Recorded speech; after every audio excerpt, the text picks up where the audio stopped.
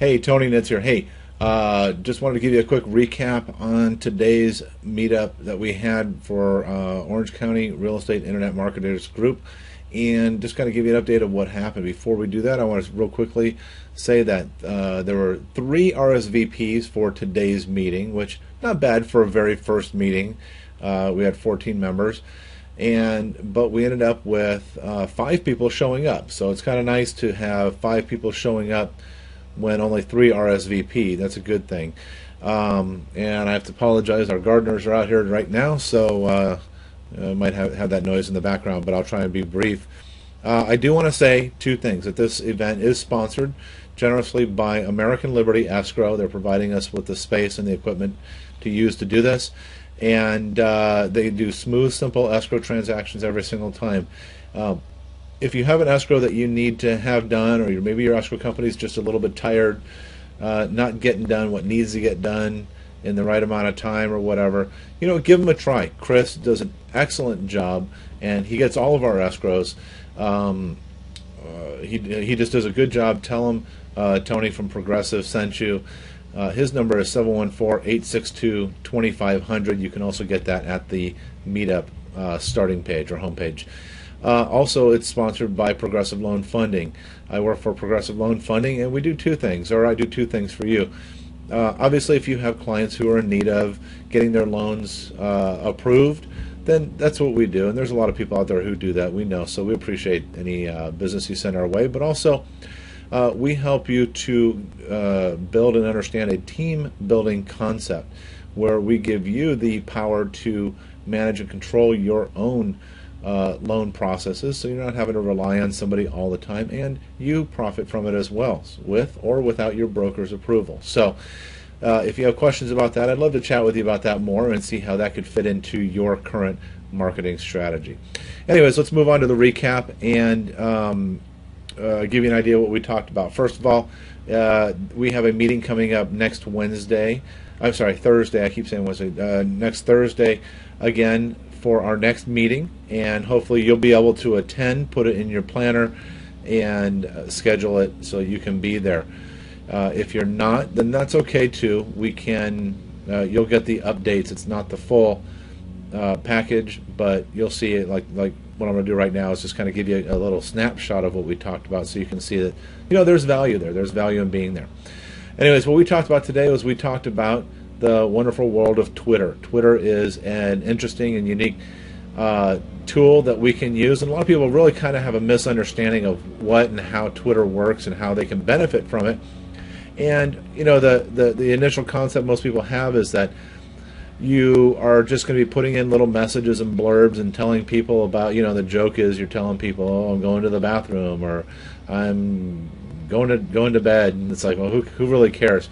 Originally it was set up by people, I believe it was college students who wanted to kind of get the word out about different things as they were occurring. What a great way to enter once that, hey, there's a party at Tony's tonight, everybody be there, and everybody get the message all at one time. So that was a great tool, and then somebody figured out that, hey, wait a minute, by putting a link on here that's relative to the conversation, I can actually make money doing this, and it's exploded and just turned into something a completely different animal. But one of the things that I wanted to point out to you was that, for example, I have 4,024 followers. That's 4,024 people who are following me, listening to me. God knows why, I don't know why, but hey, I'll take it. I appreciate it. But in my list here, if you were to come to me and you said, hey, Anthony, would you give us your list of clients? And if you were my competitor, well, if you're anybody for that matter, if you came to me and said, will you give me a list of your clients and your friends and your family and your prospects and your other people who might be important to you, I would say absolutely not. You wouldn't do it. You wouldn't just openly hand out your list to anybody for any reason whatsoever, right? Well, what's really interesting about Twitter is that we invite our friends and our family and our clients and our prospects and potential clients to be our Twitter friends, because we want to stay in their top of mind awareness, right? Well, guess what? Guess where they're all listed? When you go to my profile and you click on followers, then guess what you have access to? It's kind of interesting.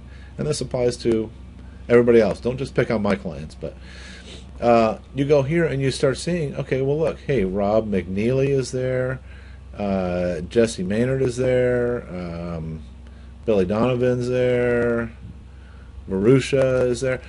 So I have all these people. I have 4,000 of these people who are on my list. Did it ever occur to you that Twitter is the largest open source database list of clients and friends and family that you could ever have access to? I'd never give you my list, but you can darn sure go and steal my list because most of them are there. A lot of them are there. So, okay, well, how does that benefit you? You go to my account and you say, oh gosh, Anthony's one of my competitors. Anthony's whether it's a company or whether it's an individual or somebody who's working in a niche market that you're trying to get into, and you go, you know what, he has 4,000 followers. I'm going to click on Rob here, and you know what? Gosh, I like Rob. Rob's running for Congress. Okay, I didn't know that.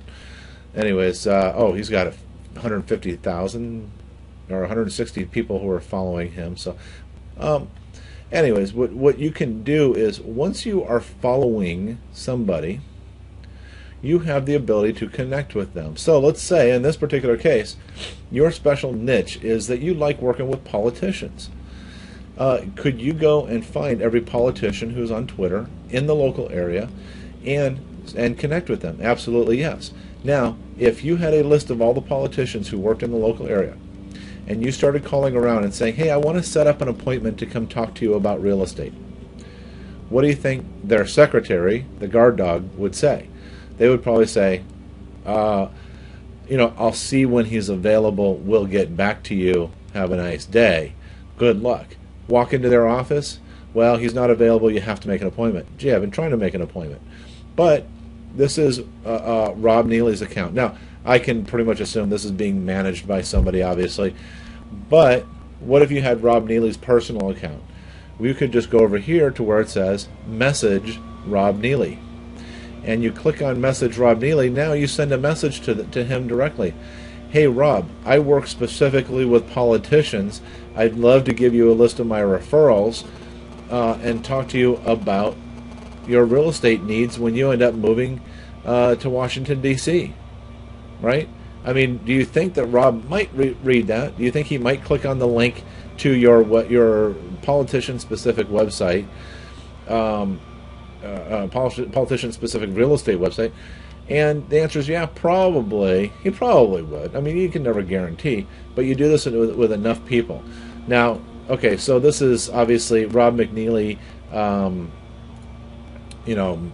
somebody who's definitely got a big presence out there. But let's find somebody who's maybe a little bit more, not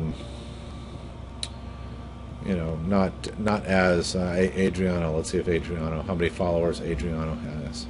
Well, 4,000 followers. Okay, but the same thing is, of course, that you can go here. Now, watch this too. I'm going to show you something else. When you go into my account, let's say, and you click on my follower. Oh no, let's go to Jan's. You click on Jan's account, and I say she's got 3,000 followers. Well, I want to follow some of these people, but man, I don't want to go into every single person's profile and click on the follow button where it says following. If you're not following somebody, then there's a follow button here. Okay, but watch this. I click on her followers, and up pops her entire list. So guess what I can do now? I can sit here and go, click, follow, click, follow, click, follow, click, follow. I could do that. See, the name of the game is having a list, having a big list. And you have to recognize that what if you only have 50 people that you're continuously marketing to, then your odds of success in whatever it is that you're doing are just going to be that much more slim. If you have 10,000 people that you are marketing to, your odds of success are going to be extremely high, or much higher anyways, right? So, okay, you found out that your friends or your competitors or whatever have this big list that you can go add them to your list. Now you're following them, but they're not necessarily following you. And this is where kind of the social aspect comes into it. You say, hey, will you follow me? You send them a message. There are other tools that we'll touch on later that will help to prompt people to follow you. And a lot of people are set up so that they automatically follow anybody who's following them. So this helps to build your list. It's also impressive, when somebody sees that you have thousands of people on your list, they go, wow, you're must be important. Let's move on though. Let's move on to a different tool that ties in with Twitter. There's this one here called Twello, and it's the Twitter Yellow Pages. And so what you can do is you can go in here, and let's say you have a specific niche. Let's say that you want to work only with attorneys. Let's say you're a probate agent, and you say in orange, okay? And then we say in what category? We're going to say attorneys.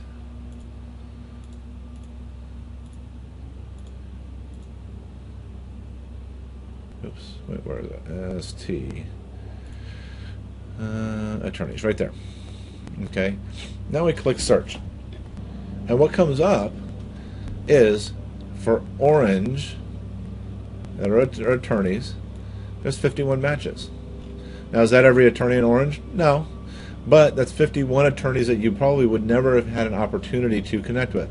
And it's very likely that these attorneys are, when you're talking about Michael Eline, personal injury lawyer, this may or may not be his. Oh yeah, well it probably is his personal Twitter account. Robert Miller, probably his personal Twitter account. Daryl Thompson, and you can look at the numbers that they're following: 8,000, 1,700, 1,200, 878, and as you scroll down, you see those numbers start to drop. The lower the numbers, the more likely that these are actually real personal contacts of these people. But the point here is that what you can do now is you can go in and you say, I want to follow Christine Donovan. Now, I already have an account at Twello, so it automatically puts this feature in where I just click on this button if it says log in to follow otherwise. So I'm going to follow Christine Donovan. And what it's going to do is it's automatically going through through Twitter, and it has now added her to my follow list. Now, she may see me follow and go, gosh, why is that guy following me?